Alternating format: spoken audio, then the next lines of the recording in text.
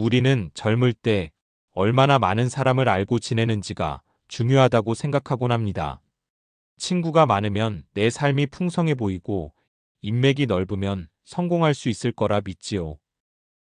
그런데 나이를 먹고 돌아보면 진짜 중요한 건 숫자가 아니라는 걸 깨닫게 됩니다. 내 곁에 남아있는 사람이 누구인가, 어떤 사람과 함께 시간을 나누고 있느냐가 결국 내 삶의 행복과 평안을 좌우합니다. 세르반테스는 이렇게 말했습니다. 친구가 누구인가를 말해달라. 그러면 그대가 어떤 사람인지 말해주겠다. 참 깊은 말이지요. 내가 누구와 함께하느냐가 곧 나 자신을 비추는 거울이라는 뜻일 겁니다. 하버드에서 80년 넘게 진행된 성인 발달 연구도 같은 이야기를 들려줍니다. 돈도, 명예도, 심지어 건강도 삶의 행복을 보장해주지 못했습니다. 오직 좋은 관계가, 사랑과의 따뜻한 연결이 오래 사는 힘이자 행복의 비밀이었습니다. 그렇다면 우리 인생에서 좋은 친구란 어떤 사람일까요? 그리고 우리는 어떻게 그런 사람을 알아볼 수 있을까요? 이제부터 그 이야기를 하나씩 나눠보려 합니다.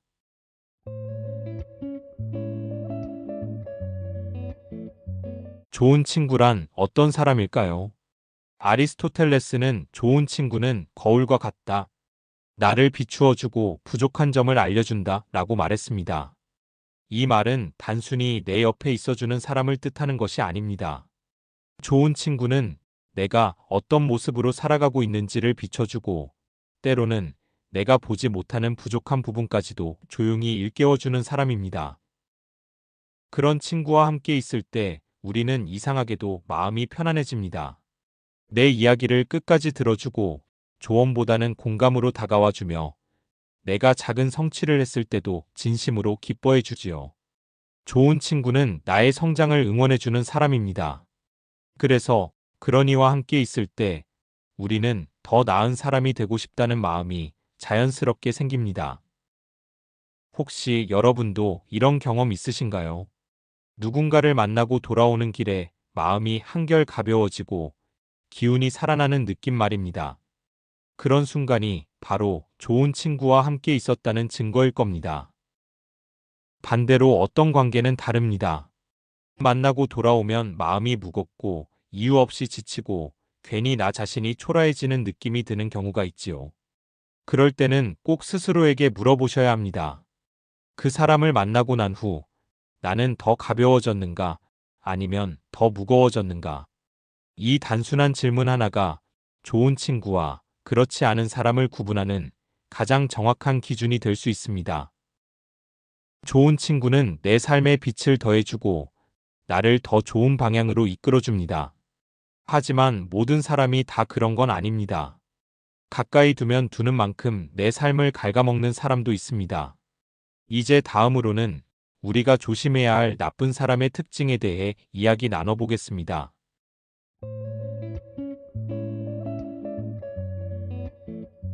탈무드에는 이런 말이 있습니다. 악한 벗은 독보다 무섭다. 독은 몸만 해치지만 악한 친구는 마음을 그리고 삶 전체를 서서히 무너뜨린다는 의미이지요. 나쁜 사람은 처음에는 잘 보이지 않습니다. 겉으로는 친근하게 다가오고 나를 챙겨주는 듯 보일 수도 있습니다.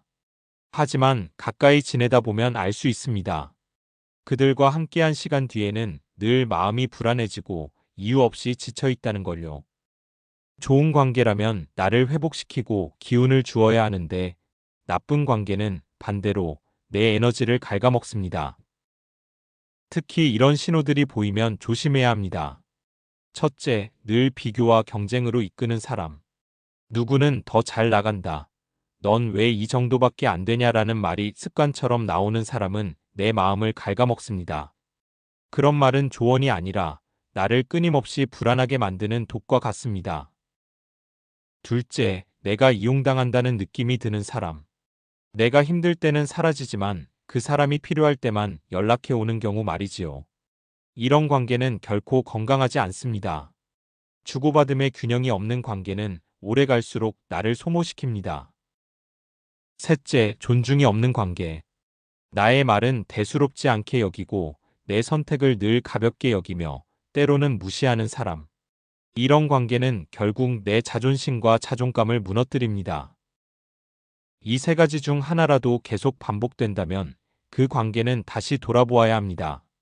나쁜 사람을 곁에 오래 둘수록 내 삶은 조금씩 어두워지고 좁아지기 때문입니다. 그리고 중요한 건 이런 사람들의 본심은 결국 말에서 드러난다는 사실입니다. 말은 결코 그 사람을 숨길 수 없습니다. 진심 어린 말은 따뜻함을 남기고 속내가 다른 말은 불편함을 남기지요.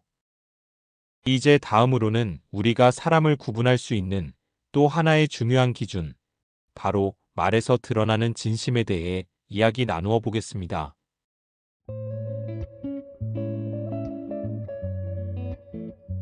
공자는 이렇게 말했습니다. 사람은 그 입술에서 드러난다. 아무리 겉모습을 꾸미고 아무리 행동을 조심하려 해도 결국 말은 그 사람의 진심을 숨기지 못합니다. 좋은 사람과 대화하면 마음이 따뜻해집니다.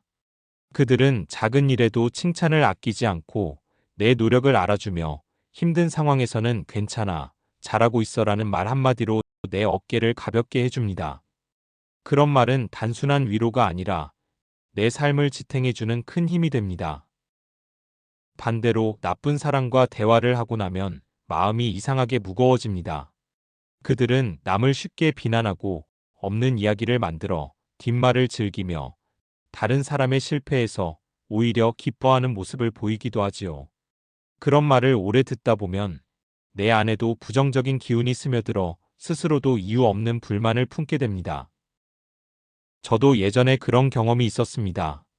어떤 모임에 나가면 늘 사람들의 단점을 말하고 누가 어떻게 잘못했는지 지적하는 대화가 이어졌습니다.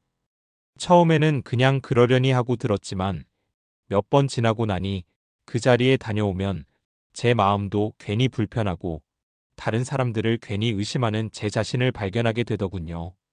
그때 깨달았습니다. 아, 말은 단순히 입에서 끝나는 게 아니라 내 마음 깊숙이 들어와 내 기운을 바꿔버리는구나. 그래서 사람을 볼 때 그 사람이 가진 재산이나 지위보다 더 중요한 게 있습니다.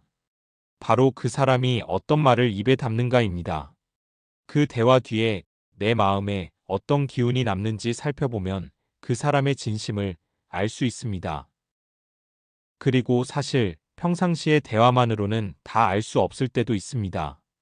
겉으로는 늘 친절하고 부드러운 말을 하던 사람이 어려운 순간이 닥치면 전혀 다른 얼굴을 보이기도 하지요. 결국 사람의 본 모습은 평온한 날보다 위기의 순간에 더 확실히 드러납니다.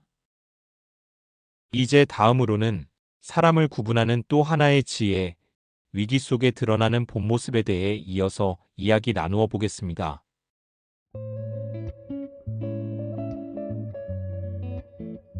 에피쿠로스는 이렇게 말했습니다. 부유할 때가 아니라 어려움 속에서 진짜 친구가 드러난다.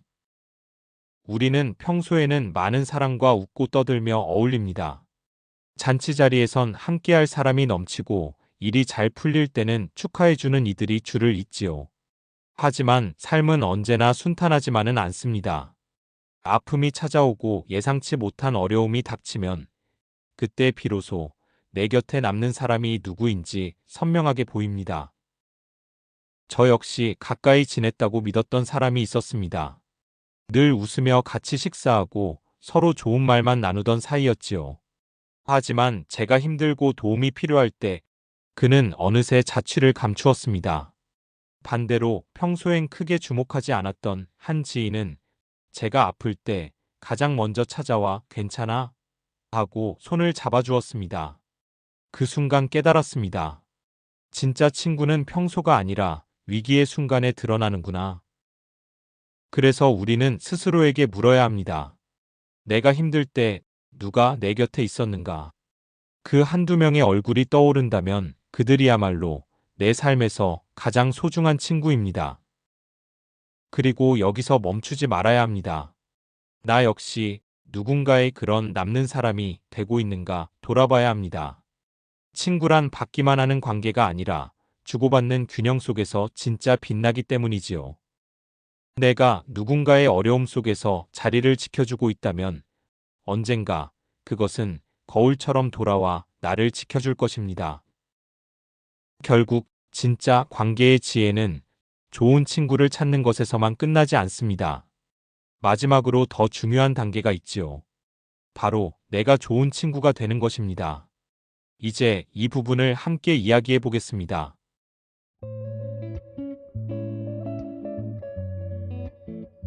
에머스는 이렇게 말했습니다. 친구를 원한다면 먼저 친구가 되어라. 우리는 종종 좋은 사람을 만나고 싶어 하고 진짜 친구를 곁에 두고 싶어 합니다. 하지만 중요한 사실은 좋은 친구를 찾는 것보다 먼저 내가 그만큼의 사람이 되고 있느냐는 것이지요. 친구란 결국 거울과 같습니다. 내가 비추는 모습이 상대에게 돌아오고 내가 주는 태도가 관계 속에 반영됩니다. 내가 늘 불평하고 의심한다면 상대도 내 앞에서 마음을 열지 못할 것입니다. 반대로 내가 먼저 따뜻한 말 한마디를 건네고 작은 배려라도 실천한다면 상대도 나에게 같은 온기를 돌려줄 가능성이 커집니다. 한번 생각해 보세요. 우리가 기억하는 좋은 친구란 사실 거창한 일을 해준 사람이 아닙니다. 힘들 때 조용히 곁에 있어주고 필요할 때 작은 도움의 손길을 내밀어준 사람이지요. 그들이 특별했던 건 거대한 능력이 있어서가 아니라 진심 어린 마음을 먼저 보여주었기 때문입니다. 그래서 저는 이렇게 권하고 싶습니다. 하루에 단 한 번이라도 가까운 사람에게 진심 어린 말을 건네보세요. 오늘도 고마워. 당신 덕분에 내가 힘이 난다. 이 짧은 한마디가 때로는 어떤 선물보다도 큰 힘이 됩니다. 우리가 누군가에게 건네는 작은 말과 태도가 결국에는 우리의 관계를 만들고 나아가 우리의 삶을 빛나게 합니다. 결국 좋은 친구를 찾는 길은 멀리 있지 않습니다. 나 자신이 먼저 좋은 친구가 되는 것, 그 길이야말로 가장 확실하게 행복한 관계를 만드는 방법입니다. 그리고 그렇게 쌓아 올린 관계는 인생의 마지막 순간까지 우리를 지켜주는 가장 든든한 재산이 되어줄 것입니다.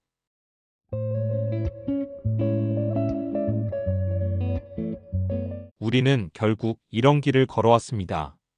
좋은 친구를 알아보고 나쁜 관계에서 벗어나고 말과 행동 속에서 진심을 구별하며 위기 속에서 진짜 모습을 확인하고 그리고 마지막에는 내가 먼저 좋은 친구가 되는 것.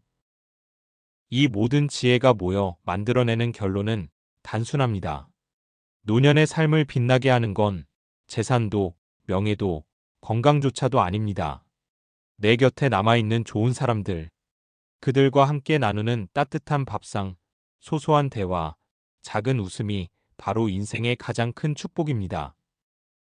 어떤 스토아 철학자는 이렇게 말했습니다. 행복은 우리 삶의 법과 함께 있을 때 배가 된다. 맞습니다.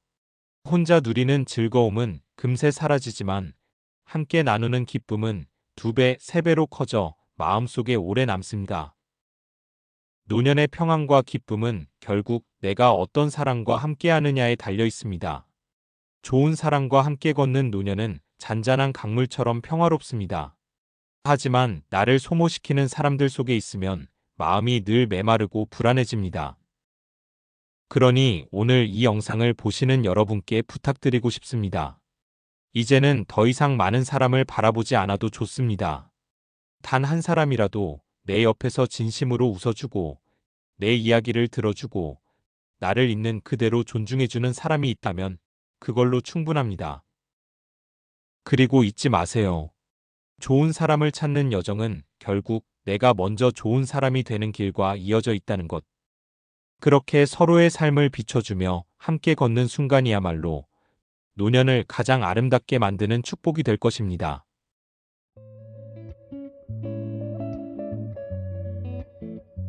시청해주셔서 정말 감사합니다.